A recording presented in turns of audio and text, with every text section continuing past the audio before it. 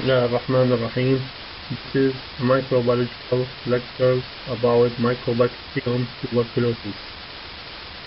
We will try to discuss the general features of this type of bacteria, and we found that the bacteria is not related to any of gram stain. It is not gram positive, it is not gram negative, because it is difficult to stain by this type, and therefore we need to stain by other type of staining, which is called acid-fast stain. So the characters of this bacteria is called acid-fast bacilli, and we mean by bacilli it's rod shape. It also needs oxygen to growing, so it is aerobic and have an ability to produce the spore. And when it is growth, the growing rate is very low, slowly. It needs 15 to 20 hours for each cycle of growing, and by this it is different from other type of bacteria, which needs only 20 minutes for growing. For Mycobacterium tuberculosis, the human is the only known reservoir, and it causes the TB, tuberculosis, in the human.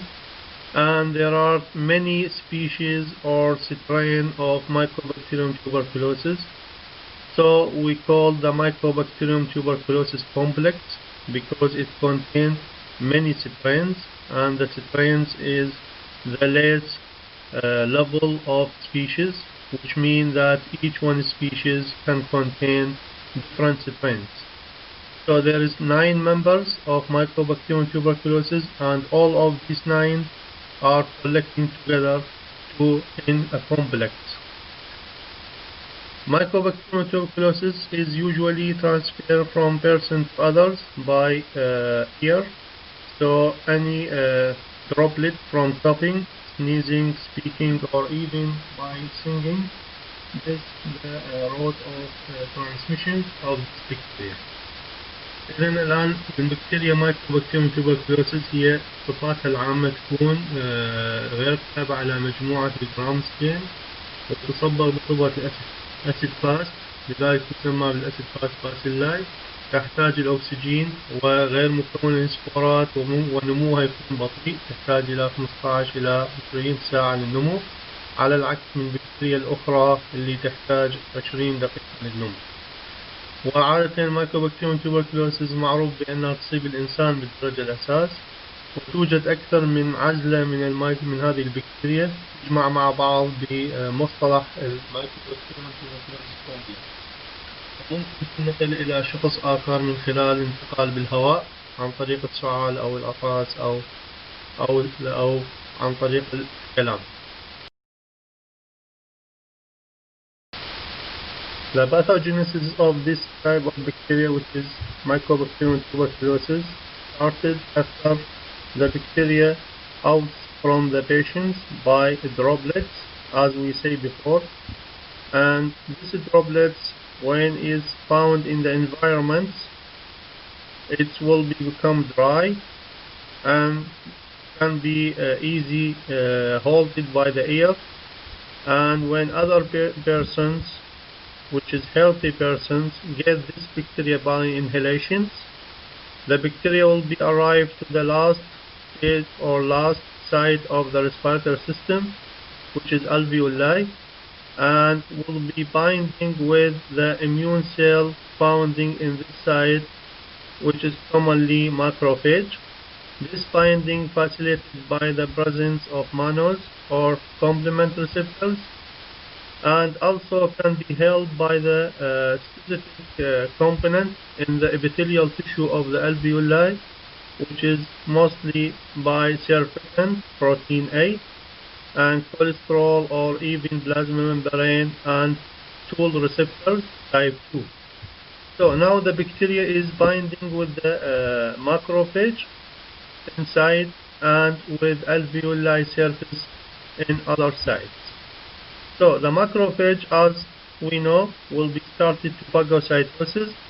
It will be engulf the bacteria within itself, and inside this bacteria should be destroyed by the phagosome of the macrophage, but this not happen in this type of bacteria because the phagosome will be failed to destroy the bacteria, and this mechanism is mainly done by the bacteria through the many actions like inhibition of calcium signaling, which is stimulated the other cells, and also to exclusion of RB7, and this is a protein important for phagosome action.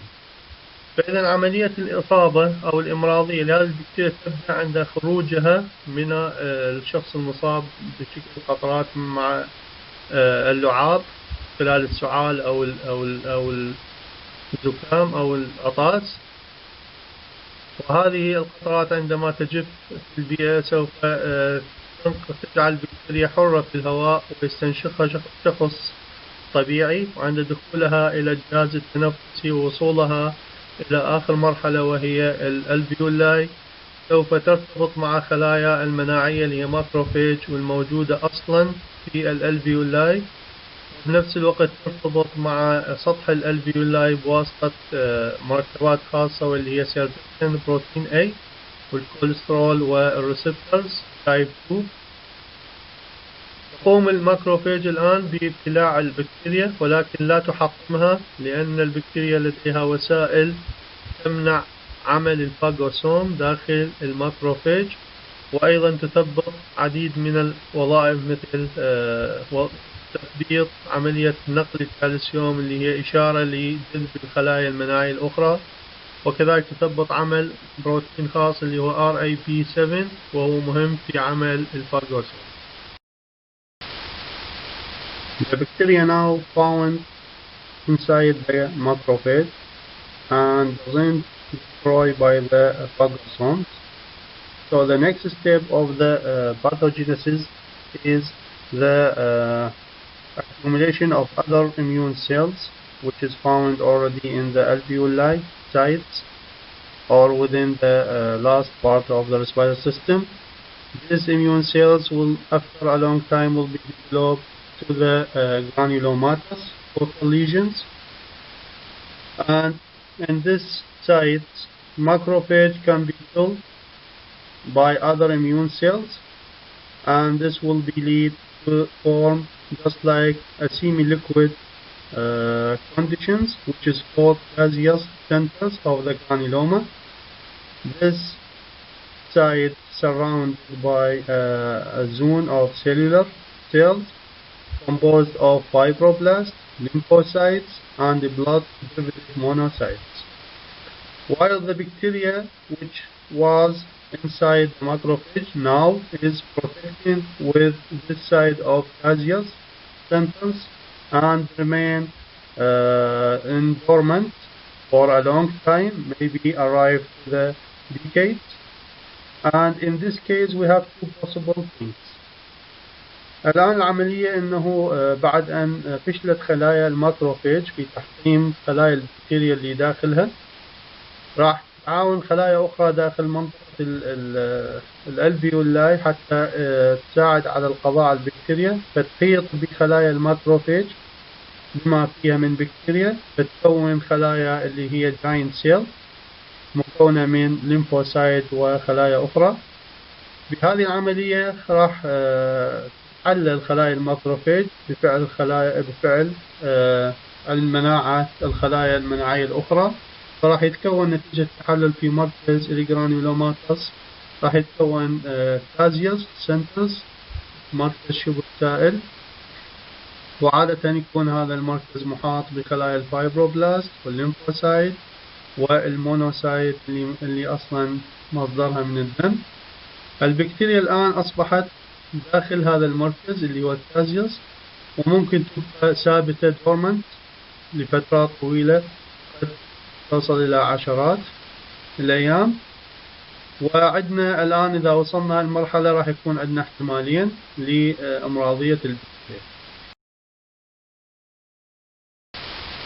The two possibles after gaseous centers formation, we have two possibles for the bacteria.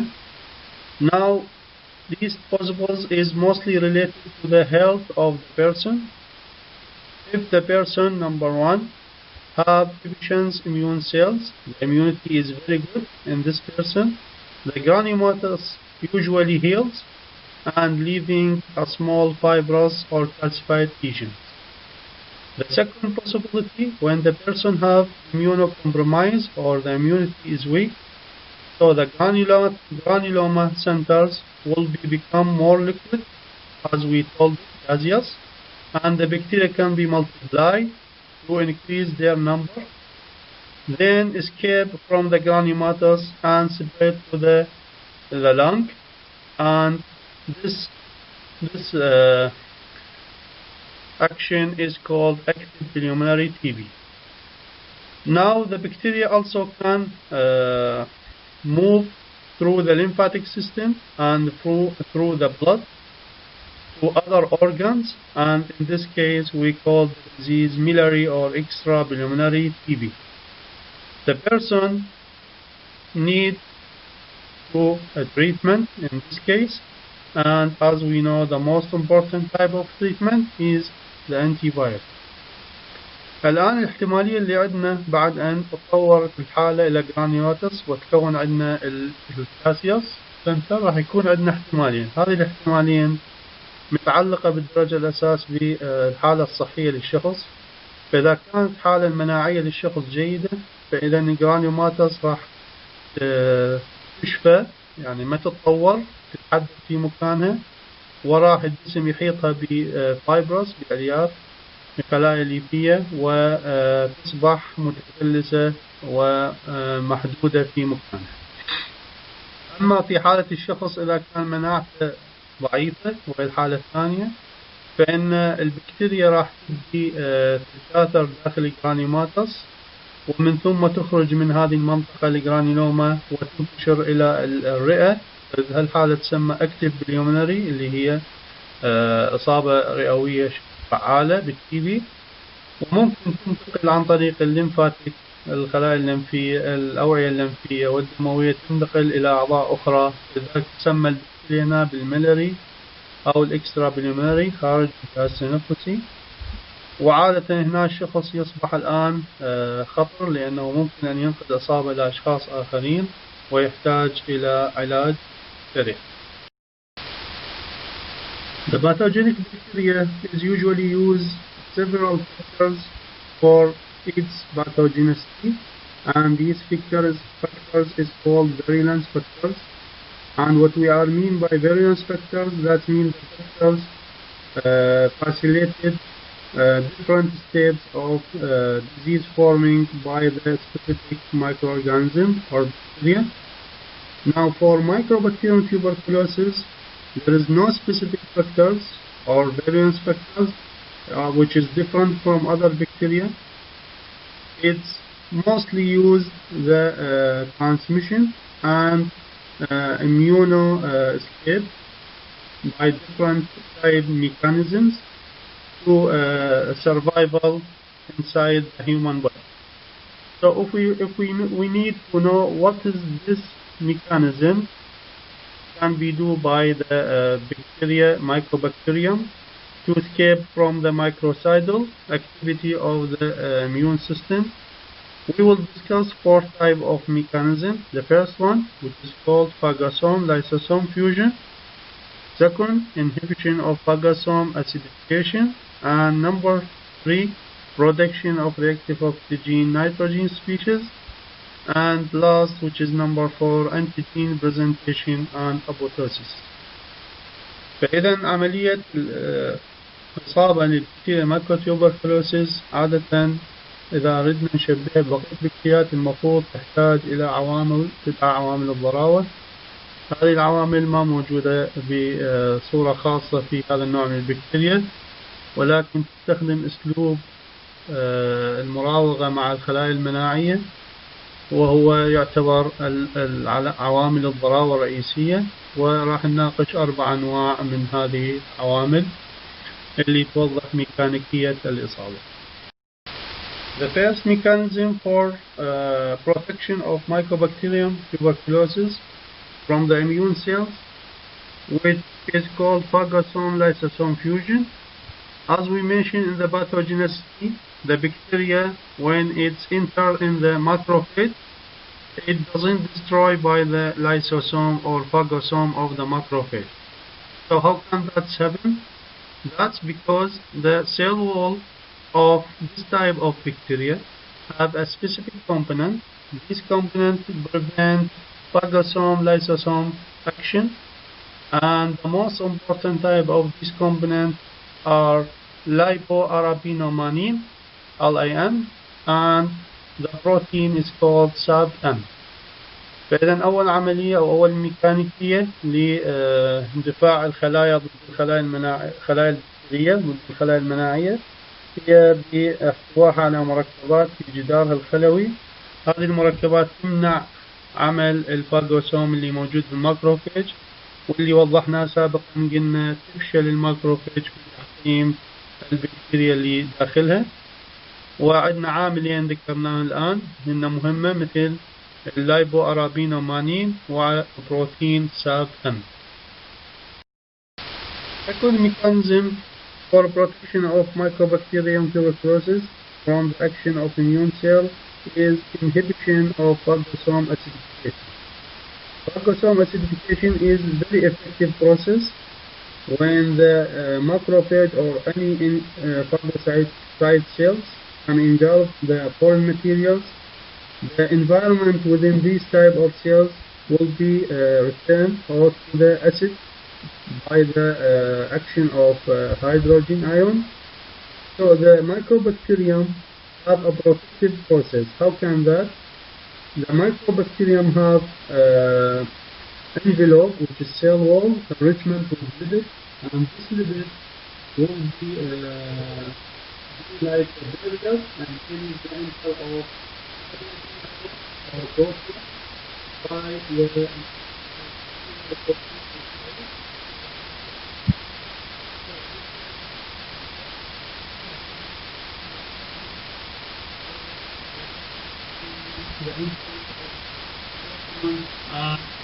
and the acidification inside the macrophage. إذا الميكانيكية الثانية اللي تقوم بها البكتيريا أنه تضبط عملية تحول بيئة الفاجوسوم أو بيئة الماكروفيج أو بيئة الخلايا المناعية الداخلية، تضبط تحويلها إلى الحامضية. وهذه العملية تقوم بها البكتيريا.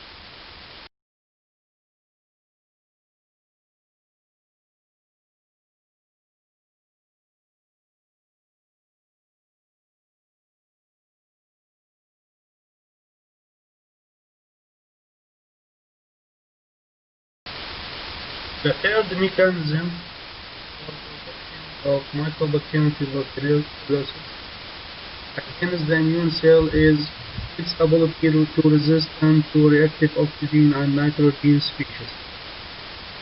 So this type of bacteria is mostly have a mechanism against the action of the most powerful destroy mechanism by the immune cell, which is called reactive oxygen and nitrogen species destruction.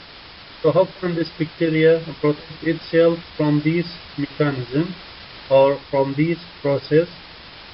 There are three possible mechanisms. The first one is that the bacteria have sensitivity toward the oxygen. So when the bacteria sense to the presence of oxygen, and mostly if the oxygen is decreased or the level of oxygen is decreased by the presence of nitric oxide or carbon monoxide level, this bacteria have a protein protected itself from these lower levels of oxygen or the action of ROS or RNS. This protein is called DOSS and DOST. So the bacteria can be sensitive to the oxygen, and if there is any any change in the level of oxygen, the bacteria will be sensed to this change and protect itself against this. The second mechanism Thus, the bacteria use two machinery. It's called microthiol and thioredox system. What is this machinery? This machinery is usually produce a reductive environment within a close to the bacteria, and this environment protects the bacteria against any exposure to oxidative stress. Number 3, the bacteria have the ability to produce specific enzyme against the action of oxygen and nitrogen species action. These enzymes, for example, are superoxide dismutase, catalase, alkylyl hydroperoxidase, and pyroxydoxine to destroy and neutralize these reductive ستات. فإذا الآلية الأخرى اللي تتبعها البكتيريا لحماية نفسها ضد أكثر الآليات قوة مناعية، وهي آلية إفراز الرياكتيف أكسجين أو النيتروجين نيتروجين سبيشيز اللي نسميها ROS reduction oxidation superoxidase reduction nitrogen superoxidase. هذه الميكانيكيات هي محطمة للبكتيريا. فإذا كيف يمكن للبكتيريا أن تدافع عن نفسها؟ هنالك ثلاثة احتمالات أو ثلاثة آليات. الآلية الأولى أنه لدى البكتيريا حساسية تجاه مستوى الأكسجين، فإذا قل الأكسجين معناه أنه اشتغلت آليات ROS والRNS، وبالتالي تحمي نفسها بالابتعاد عن هذا المكان، وعندها اللي يقوم بتحسس نوعين من البروتينات اللي هو DOSS و DOST. الآلية الثانية أنه تحاول البكتيريا أنه تكون بيئة سالبة عن طريق ميكانيكات اثنين اللي هي مايكروثايول والثايوريدوكس سيستم. من الآليات تحول البيئة اللي موجودة بالبكتيريا بيئة سالبة، بحيث أنها عندما تتعرض إلى أكسد راح تقطع عن بيئة سالبة، بالتالي ما تتأثر بفعالية الأكسديشن. الآلية الثالثة أنها تكون مجموعة من الإنزيمات، وهي عبدناها هنا موجودة. هذه الإنزيمات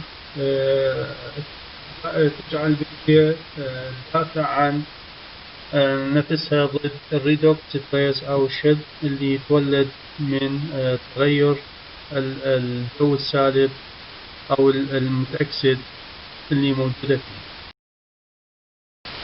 Mechanism number 4, which gives the bacteria protection against the immune system, is the inhibition of apoptosis. Apoptosis, which is mean the cell death, is usually happen when the bacteria attacked by the ROS action, redox oxidation superoxidase, and this action will be destroy the bacteria. So the bacteria will be release a specific component which make the environment is redox hemostasis. These, for example, of this component are CAT-B, TOD-A, SIC-A2 and PKNE. فإذا الميكانيكية الرابعة اللي تدافع بها البكتيريا ضد فعاليات التأكسد أو الاختزال داخل الجسم هي بمنع موتها بفعل خلايا عمليات التأكسد من خلال إفرازها أو احتواء على مركبات مثل الكات-B SOD-A SIC-A2 and PKNE. هذه المركبات تعمل كحاجز أو مانع لتحطم البكتيريا أو الخلايا اللي موجودة فيها. For diagnosis of Mycobacterium tuberculosis, or diagnosis of the disease which is called TB or tuberculosis, first we can use a specific skin test. This test is called tuberculin test, and this tuberculin test is contained of 5 tuberculin units of purified protein derivative, and this protein is mainly obtained from the cell wall of the bacteria, and this protein usually prepared in polymer and then as injection into forearm, and we can read the result after 48 to 72 hours. If there is a redness or swelling in the site of injection, it is a positive, and if there is not, it is a negative result. The second type of diagnosis, we can diagnose the bacteria in the sample, and as we know, the bacteria can cause TB in different types of the human body. Actually, it is started by the inhalation through the lungs or through the respiratory, then it can be disseminated to other organs. So we need different specimens.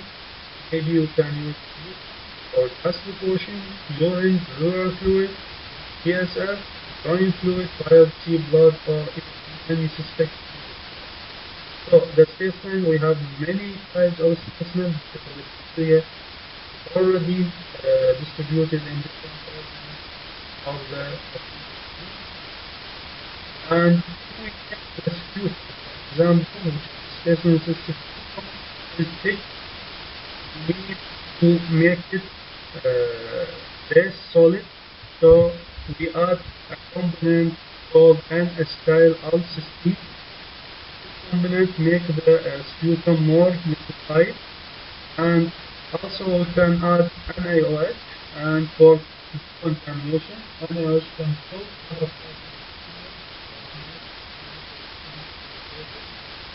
and also we need to make the sample to the bottom of the tube, and staining the specimen, you can take the specimen directly, for example sputum or fluid or gastric washing or any specimen. The specific stain is called Ziehl-Neelsen stain, or as we told before, it's called acid-fast bacilli. So we don't need to use the gram stain because it's failed to stain with this type of bacteria. And if we need to more specific diagnosis of the species of the bacteria, we need to use the culture. And there is a specific type of culture. Maybe we can use a selective agar media. This is specific for Mycobacterium tuberculosis. For example of specific media is Lowenstein, Jensen, or Middlebrook 7H10 or 7H11. And also we can use with this type of media, we can add antibiotics for more selective. Incubation is at 35 to 37 centigrade with 5 to 10% of CO2.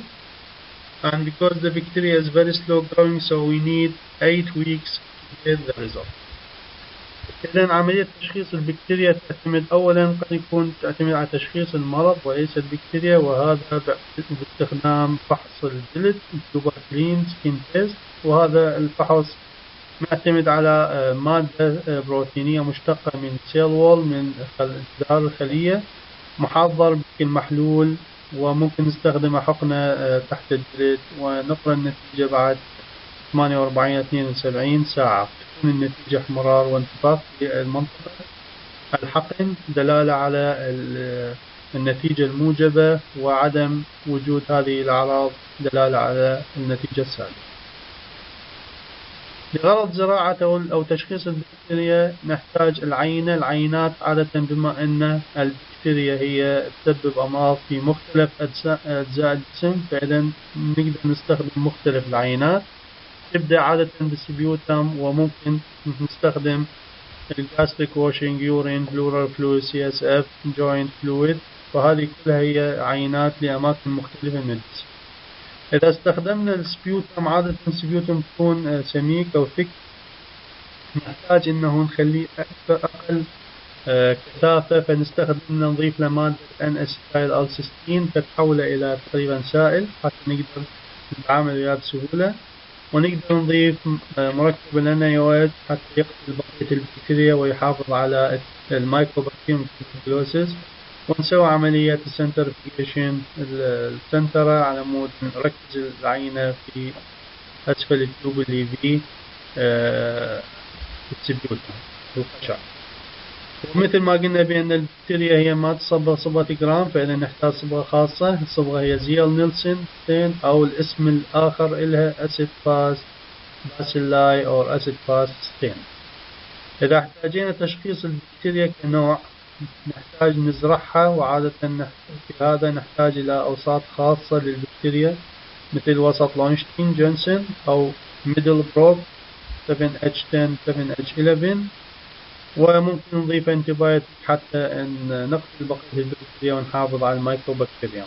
عادة الحضانة لهذا النوع من الأوساط نحتاج إلى 35-37 درجة مع 5 إلى 10 CO2، ولكون البكتيريا بطيئة النمو فنحتاج إلى 8 أسابيع لغرض الحصول على نتائج الزرع.